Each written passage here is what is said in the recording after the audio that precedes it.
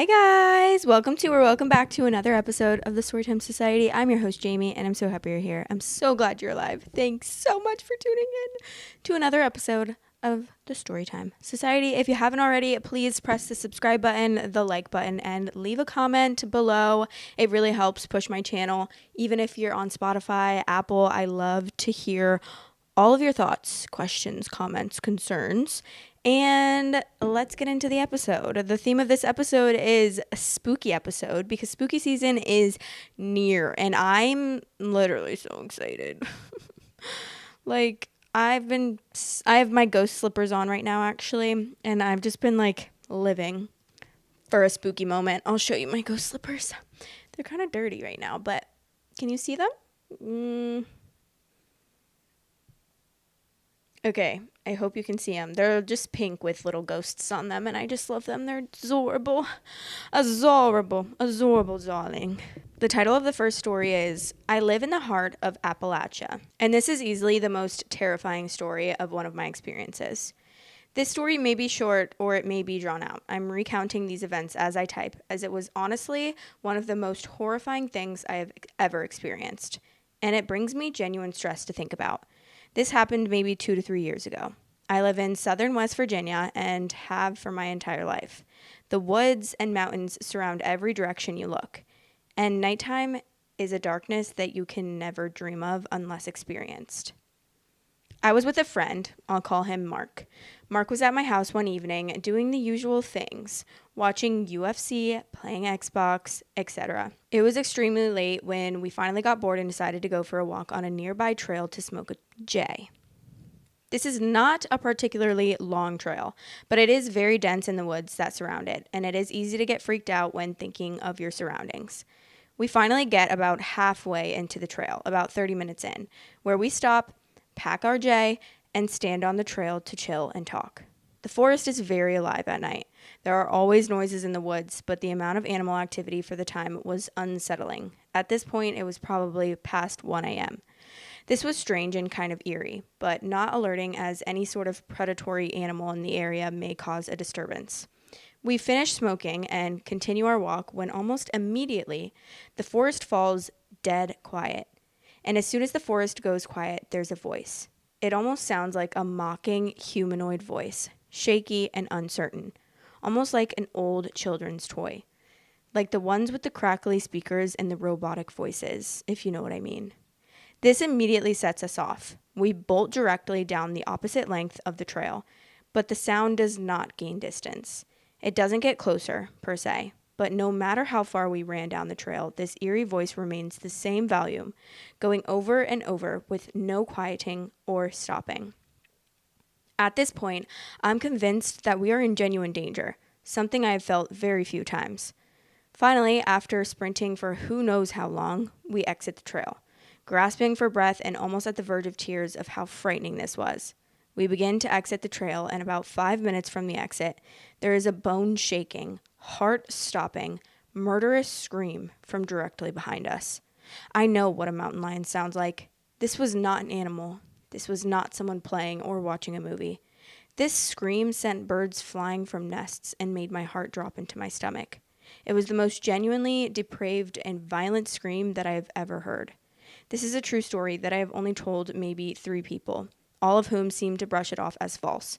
I've never been a person to push for the existence of the paranormal or spiritual, but I genuinely believe I encountered something inhuman in those woods. Edit, I know I will receive questions such as what the voice was possibly saying, or to explain the area and what happened after. I genuinely cannot remember what the voice was saying, if anything intelligible. I don't know if I could understand it then, and I certainly can't recall understanding it after several years of blocking it out of my memory. And what I recall is that it was a fluctuating voice in pitch, shaking, almost just joining sounds together. After running from the scream at the end of the trail, we ran to the car, which was only about 5 more minutes from the trail. So we got there relatively fast from sprinting. Well, unfortunately, I think your first mistake was going into the woods past 1 a.m. Past 1 a.m. Going into the woods, period, is I'm probably not gonna do that. Even during the daytime, I get scared because there's so many scary stories of daytime, not even just paranormal, but so people getting murdered in the woods during the day. So I'm like, not to say that you should never go in the woods, but I just would take a lot of precaution, and I probably would not go past dark, especially if I didn't have like a weapon with me and I was going to smoke, because then I'm going to be even more paranoid and I'm going to be like really thinking something is going on. But there's a lot of experiences in the, I don't know, I've only listened to like a few podcasts about them, but apparently Appalachia is extremely haunted. And I'm always like one for a scary moment, honestly, but in the woods where I feel like I have no control over what happens to me, no, I don't think you would catch me dead. I don't think you would catch me dead out there, because it's literally, I get scared. I live in like a very family oriented neighborhood, and there's like a trail right by my apartment building, and it's just surrounded by trees, but there's also like a road right by it, like that everyone's driving to and from their houses on. But I still get scared when I walk in that trail. And it's not even that long. Like, it's not even covered by trees for that long. But I still get nervous because I'm like, I don't even know who could pop out of these bushes at any moment. But, like, it could happen. And I'm scared of that because I'm all by myself. Even in the broad daylight, it's like literally 12 o'clock. It's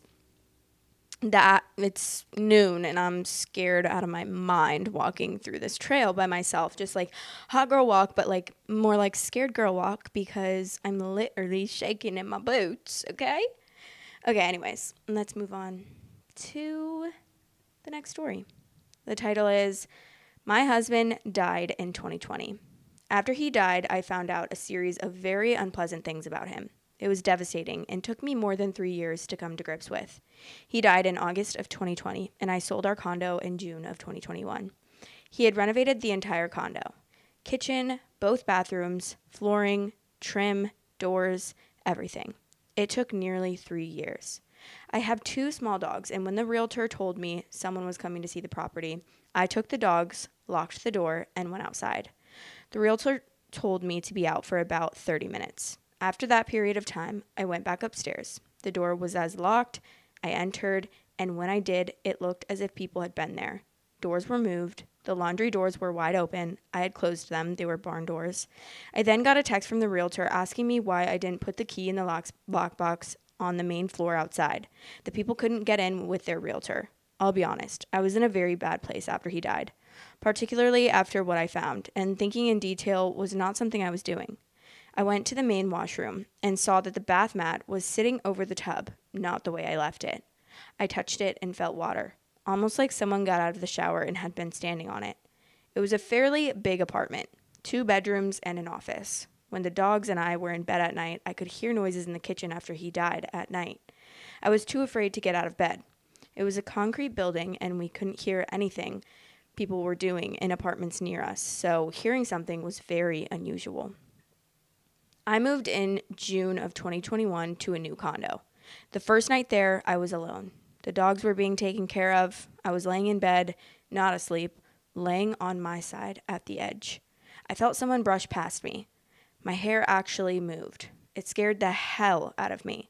I lay there for a few minutes, afraid to move. And finally, I moved again recently, far from where I had been living. Last Christmas Eve, I was in bed.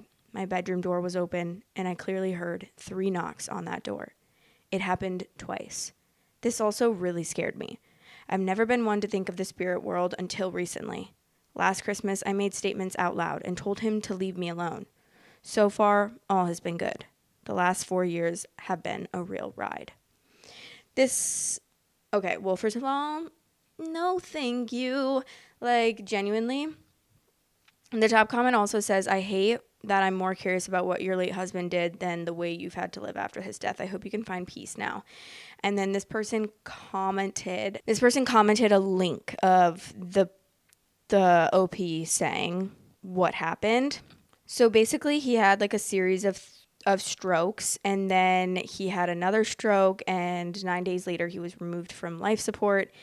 He had several strokes on the operating table. She was devastated. He was 55 and I was nearly 57.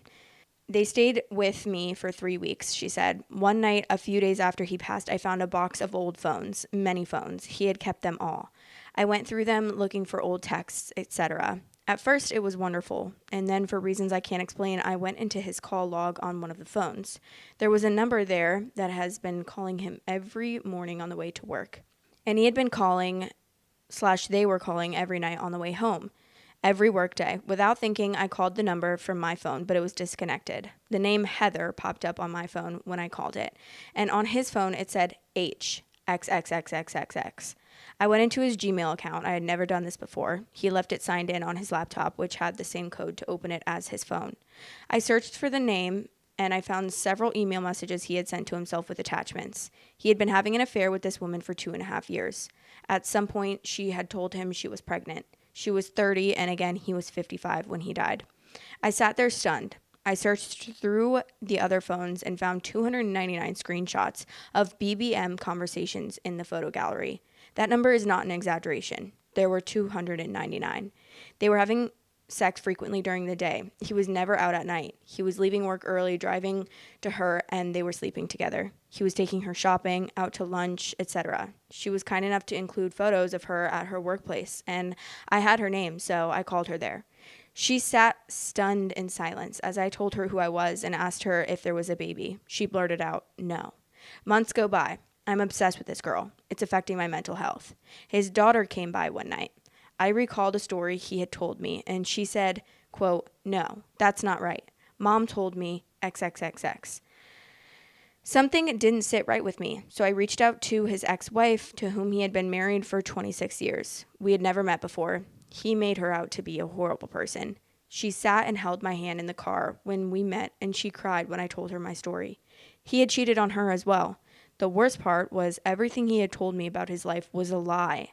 Everything. He created a fake person, someone he thought I would like, and he lived as that person. He kept me apart from his ex-wife because she could expose him.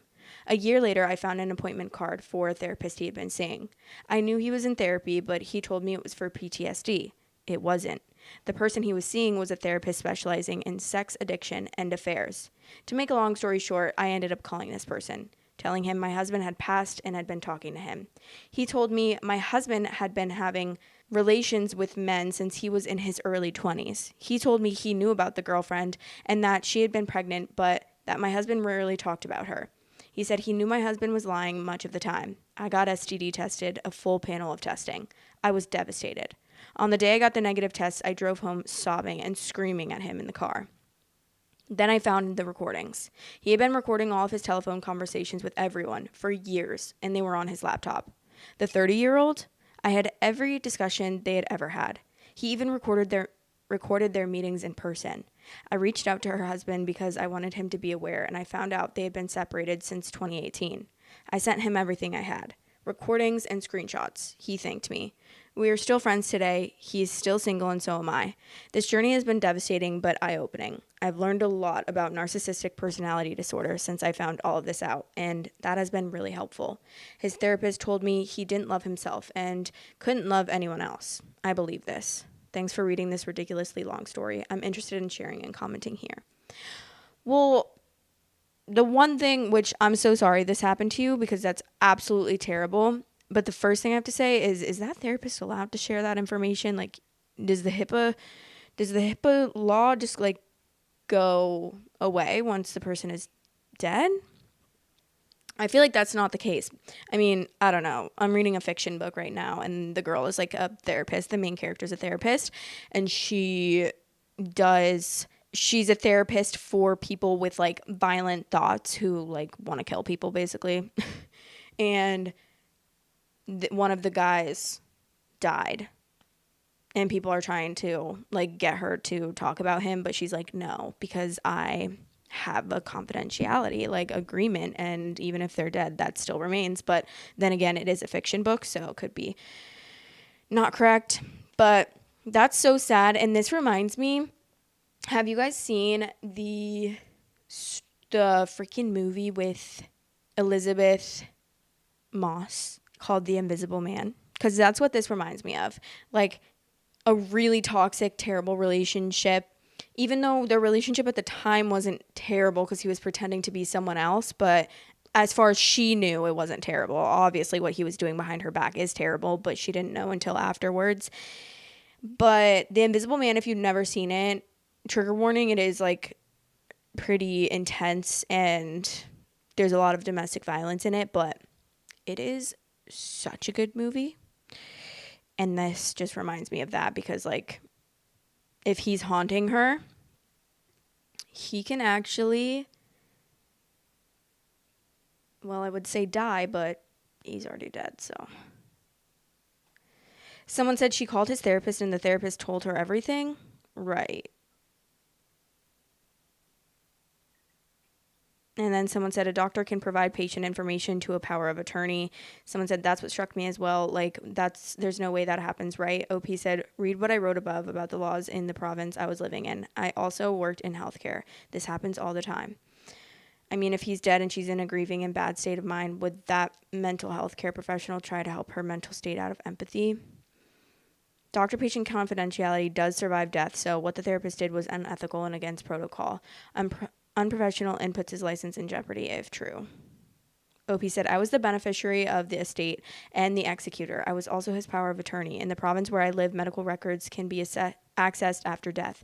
I also work in healthcare, and I'm very aware of this. The therapist was required to release the records. People are saying it's made up, but, like, I feel like it's not, especially because she has multiple stories about him, like, even him haunting her as a ghost, so I think I believe this girl. She's also, I'm on her history right now, and she's always posting her chihuahua in the chihuahua subreddit, so. And she's also posting other stories of paranormal events that she's, like, thinking is her husband. And honestly, if this freaking guy is haunting her, he has another thing coming. Okay, the next story also comes with a picture that I will put on the screen right now, okay? So come look at it. It's, like, a pretty interesting picture, but the title is, I cleaned a dead woman's house and she didn't want me to leave with her things. This story gives me shivers every time I think about it. A friend of mine invests in foreclosed homes and invited friends and family to come and take whatever you want from a home that he was buying. When I got there, it was cluttered to hell and it smelled awful. Food wrappers, expired milk, recipes from years ago. It was filthy. There were about 15 of us, masked and gloved up, scrapping whatever we could find. But as we dug deeper into the mess, it became sad. Sentimental items started to appear. New clothes that were in gift boxes, old passports that were stamped many times over, handwritten letters, and many, many photos from the 60s and the 70s. I looked over the photos and felt bad that I was scavenging what was left of this lonely woman's life. From the photos, it seems she never had kids and she was widowed for a while. I ended up being the last one in the house. The sun just set, so it was quiet and eerie being alone in a musty home. My friend was waiting outside. As I took my basket full of things I scavenged, I felt it. A cold, tight, tingling tug at my right arm. I nearly dropped what I was holding. It really, really felt like someone tugged me back. My body buckled backwards slightly. When I got home, I saw it, right where I felt it. The tug. Clearly a pressed handprint on my arm. This is not a sunburn. It never hurt, and I hadn't been in the sun at all for days. The pale pattern of a hand stayed blanched for days. I hustled to rid of the items, and only after everything was sold or donated did the handprint go away. Whoa. Wait, that's actually wild. Oh my God. No, I'm scared. This is the stuff that makes me believe in ghosts, because it's like, what in the world else could explain that? Like, what else could explain that? I don't know. The top comment says, did you have some cleaner like bleach or hydrogen peroxide on your hands and then cross your arms? The angle of the hand matches your right hand if your arms were crossed. OP said, hey, no, I hadn't used any cleaning agents. We were just decluttering. And even if I did, I'd never touch chemicals with my bare hands. You see the natural finger creases in the mark that was left. Everyone's obviously doubting it. Doubting it? Why did I say that so weird? And being super skeptic, which is so normal. Obviously, a lot of people are not, like, they don't believe in this, but It's so interesting to go, like, to be a part of a literally the paranormal subreddit, and then be on here being like, this is not real. This is not real. Because it's like, why are you on this paranormal subreddit if you don't believe in the paranormal? All right. The next story is titled, I think my ex was a magnet for the paranormal. And when he left, everything stopped. I lived in a beautiful old 3-story home in Washington. But once my ex moved in, things changed fast, and not in a good way. It started with night terrors. I'd dream of burnt, dead figures rising up from the floor, while huge black monkey-like entities came from the walls. They'd land on my chest and whisper terrifying things like, just stop breathing. It'll be quick. I couldn't wake up. I'd be trapped in that dream state for a whole day or more. Eventually, I taught myself to scream just enough to wake someone else up so they could pull me out before I lost my breath completely. We constantly heard footsteps going up the stairs, but never down. And once, while heading to my kids' rooms on the top floor, I saw a vivid, colorful haze whoosh slowly from one room to another, passing right by me. It wasn't subtle. It was there. And then we moved to Idaho. I thought maybe the energy would shift, but it followed me. More and more spirits gathered, especially in the unfinished basement. We could hear conversations, dozens of voices, but we couldn't make out the words. It was unnerving, and no one believed me. One day, I took a chance and told a pastor I'd met while waitressing. 2 days later, my driveway filled with cars. His entire congregation showed up. They prayed, chanted, used holy water, trying to cleanse the house. Every single one of them said they felt a heavy, unsettled presence. They went down to the basement one by one, forming what they called a spiritual link between me and the church. But not long after, they came running back up the stairs. They said there was definitely something bad down there, and it didn't want them there. That was my oh shit moment. Later, in Yuma, both in my previous home and the one I'm in now, the orbs started appearing. Twisted rope-like figures inside of them, flying through the rooms. I even caught one on video that looked like a portal opening in the ceiling. Lights flashed from a lamp that wasn't even plugged in. But the weirdest part? My security cam glitched during the exact moment the portal formed. I couldn't record it to my phone, couldn't send it. I had to film my laptop screen just to keep it. And then one morning, my ex walked into the kitchen and screamed, growling maggots had appeared around his feet, seemingly coming up through the floor. It was like something was feeding off of him or trying to drive him out. Another time in previous Yuma home, I was the first one up and walked past the laundry workbench area. The entire floor was covered in black-faced hornets. I reached my phone to take a picture. Dead. I called pest control, and by the time I walked back, only 2 or 3 hornets remained. The pest guy looked at me like I was crazy. Since my ex left 2 years ago, nothing. No orbs, no shadows, no dreams. Just peace. I've always felt like spirits are drawn to me, but this was something else. I've never shared this publicly before, but I'm ready now. I just want to know, has anyone else experienced something like this? Well, I'm scared of that, and no, I've never experienced anything like this, but it does seem like maybe your ex was haunted. Someone commented, why did your ex leave? I have similar experiences with my ex, but in her case, she would constantly speak in other voices and have night terrors, so I was pretty sure it was all tied to her.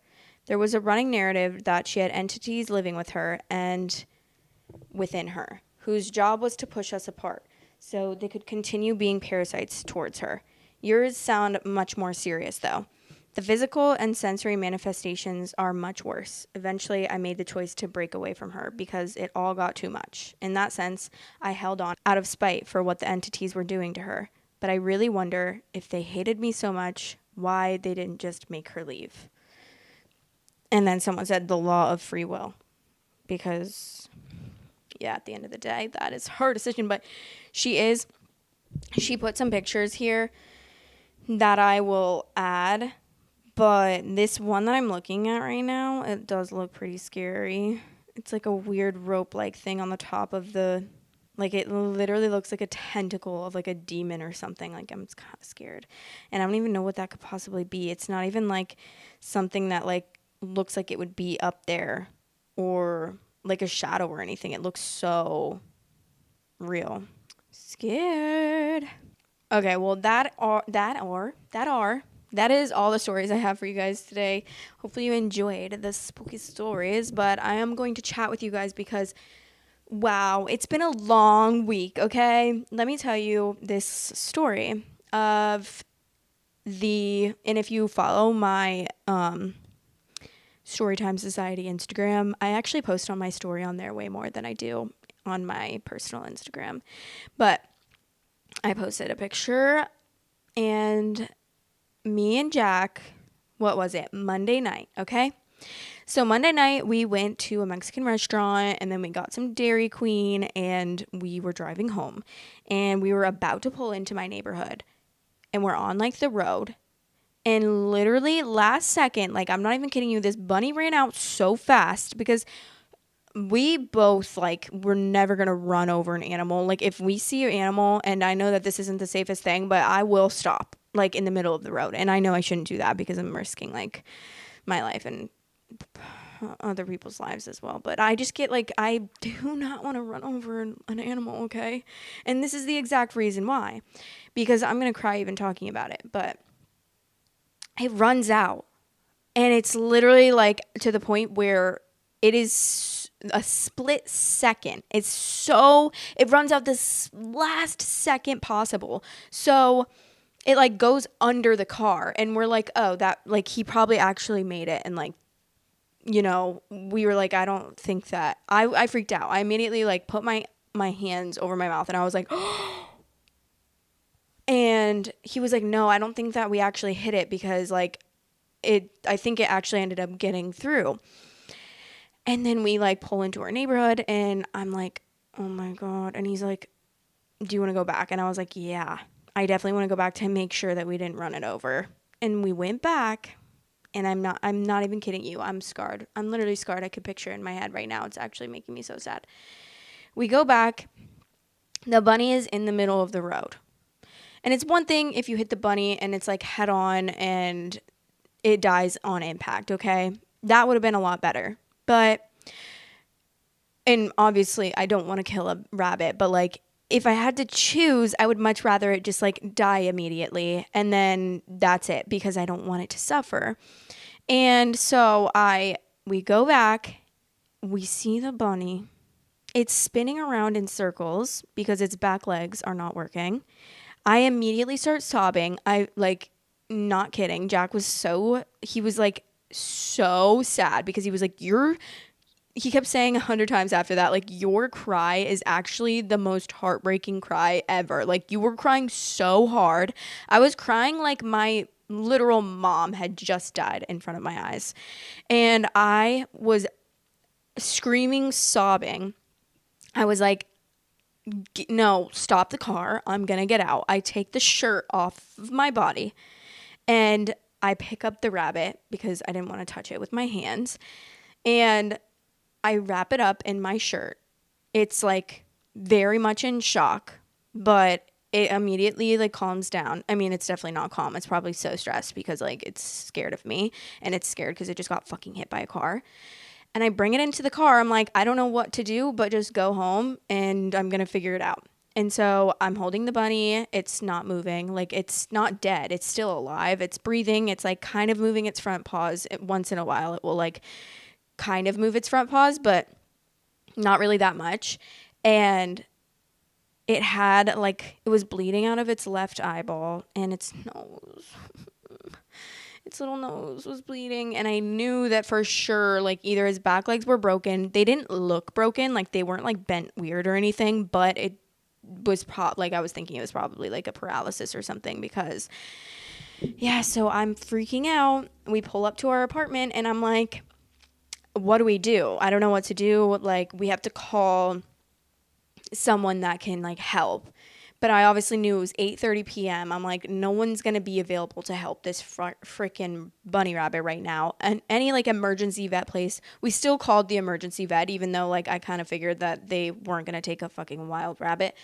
And she was like, oh, sorry, we don't do rabbits. I was like, do you know any like wilderness rehab places nearby? Which I don't know why I didn't think of like the one that I've been to before. That's right by where I take horse riding lessons at. But yeah, so then I was like, okay, thank you. And then I made Jack get the box from the back of his car and take everything out of it. And I was like, get the box and go put the cats in their room. We're going to bring this bunny inside.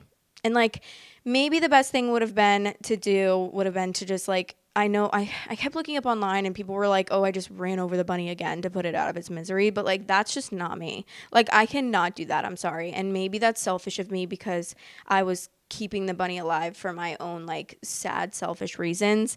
But I felt like this bunny had a chance. Like, it was only bleeding out of its eyes. I thought maybe its legs could be recovered. Like, maybe it wasn't as bad as I thought it was.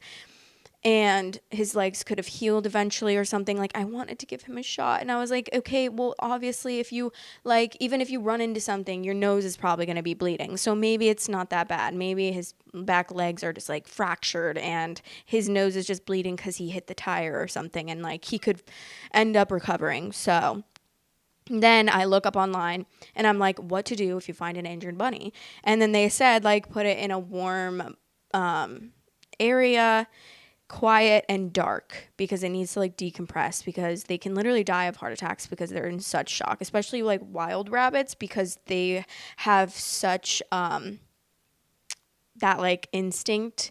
What is it called? Wild instinct?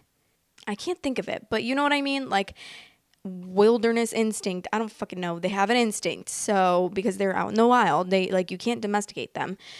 And so they get really stressed out.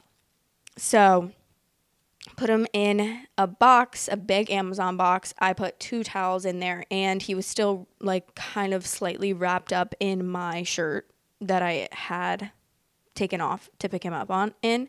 And we did name him Theodore as well. So I'll call him Theodore from here on out. But anyways, so Theo was in my bathtub. We have like a sliding glass thing for our shower. And so we close it, and then we close the door.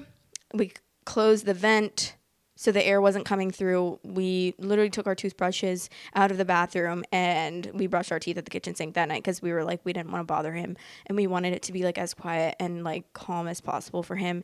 And then I called a wilderness number near me and I was like, please help. Please help me. And they were like, oh, we can transfer you to a place nearby you. So then they transferred me to this sanctuary place that I've actually been to before, and it's like a wilderness rehab place. And someone thankfully answers because I called the emergency number, and she was like, oh yeah, she's like, well, what are you doing right now? I told her, and she's like, oh, perfect. That is exactly what I was going to tell you to do. Put him in like a warm, quiet, dark area, and then just wait until the morning time. And we have a drop off at 8 a.m. to 4 p.m. So like me and Jack are literally hysterical. We're both so upset. He's like, I killed a bunny rabbit. Like I feel so bad. He felt so awful. And I was like, well, maybe not. Like maybe they can fix him. So then in the morning, we wake up. I'm thinking like I didn't check on him all night because I didn't want to make any noise. And like, you know, I didn't want to disturb him at all. And it kept saying online, like, just leave him alone as much as possible because the more you can calm down and be quiet, the better. And like, he'll hopefully get out of shock. And then I was just thinking pretty much all night. I could not sleep. I literally slept actually so terrible that night because I just kept having dreams about him. And I was like thinking the worst. I was like, he's probably just going to be dead in the morning when I wake up, and like, that's okay. I'll give him like a proper burial. I'll go get some flowers, like put some flowers and bury him with the flowers and give him like a cute little burial. I was not thinking he was going to survive because everything I was looking at online was like, dude, no, the bunny's going to die. Like they're so fragile. They die so easily, blah, blah. And then we wake up in the morning, 7:15 a.m. I go in and check if he's alive, and he's still alive. And I was so happy. I was like, okay, there has to be a chance for him to be okay. If he survived the night when everyone else is saying, no, he's going to die. Like, he's going to die so fast. He's going to die overnight. You should have just run him over. Like, everyone was saying that online. I was like, oh my God, please stop. And so then me and Jack leave at like 7:30 to get to the place by 8 a.m. right when they open. We got there at like 7:55. And then we were just sitting on the bench waiting. give them, she comes and I fill out like the intake form and everything. And I give her the box with the towels and the shirts. I let him keep my shirt. I was like, you can have it. He bled all over it, so it's okay. I love you. And then she gave us like a card with a little intake number on it so that we could email and figure out what happens with him, because they did a bunch of tests and x-rays and stuff on him. And I also donated money because I was like, I almost felt bad. I was like, I know that that's what they do for a job, but I don't know why I thought that like maybe they were like, oh, this girl, like really, she's bringing in a rabbit. I don't know. Do you know what I mean? I felt bad. So I was like, okay, I'll give you, I need to give you guys some money so that like I don't feel bad for if he does end up having to be put down. Like I don't want it to feel like a waste of resources. I didn't think it was, because I really, really, really wanted him to be able to have another chance and live a good life if he possibly could, if there was even like a 1% chance that he could. So then we leave. I email at about 1:30 p.m. and then they emailed me about 2 hours later. I said, hi, I dropped off a little bunny this morning and was wondering if there's any updates on his condition, and I gave the number that they gave us. And then she said, good afternoon. Thank you for checking in on the marsh rabbit. During the triage examination, the rabbit presented with ocular hemorrhaging in both eyes, spinal cord damage causing partial paralysis, increased respiratory rate, and a noted spinal fracture in the thoracic region of the vertebrae. Due to the poor prognosis, medical staff made the difficult decision to humanely euthanize the rabbit. Although this is not the outcome we all hope for, we thank you for caring about Florida's wildlife. Kind regards. And then I was like, oh, thanks so much for letting me know. I appreciate all of your guys' hard work and diligence. I'm glad he got a more peaceful ending being euthanized rather than being roadkill. I wish you all the best. And yeah, that's my sad story. And we've been thinking about the bunny ever since. Jack's so sad because he's like, I killed a bunny. And I was like, you do realize people do that for fun? Like, people take guns and then they go and kill rabbits and eat them for sport. I can't even imagine. I was like, you know that, right? Because you did this on accident. This was like, you obviously did not want to kill this little bunny.